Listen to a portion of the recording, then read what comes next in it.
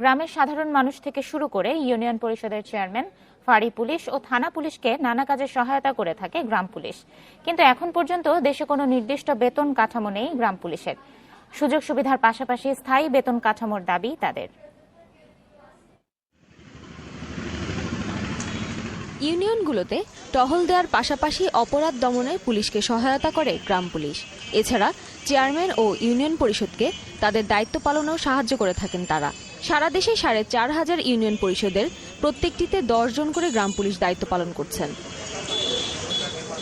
সরকারি নানা কাজে নিয়োজিত এসব গ্রাম পুলিশের দৈনিক বেতন ১০০ টাকা থেকে ১৫০ টাকা পর্যন্ত। নেই ঝুঁকি ভাতা, নেই ভবিষ্যৎ তহবিল কিংবা পেনশন। দেশের বা আমাদের ইউনিয়নের অনেক গুরুত্বপূর্ণ ঝুঁকিপূর্ণ কাজ করায়নি। সরকারের কাছে যে একটা আমরা ঝুঁকিপূর্ণ একটা ভাতা পাবো সেটি আমরা আজ পর্যন্ত পাইনি। সরকার যদি আমাদের চতুর্থ শ্রেণীর একটা স্কেল যুক্ত করতো তাহলে হয়তো ভালো হতো। আমাকে চাকরি শেষ জীবনে খালি হাতে ফিরে যেতে হবে। গ্রাম পুলিশের স্থায়ী বেতন কাঠামো থাকা প্রয়োজন বলে মনে করছেন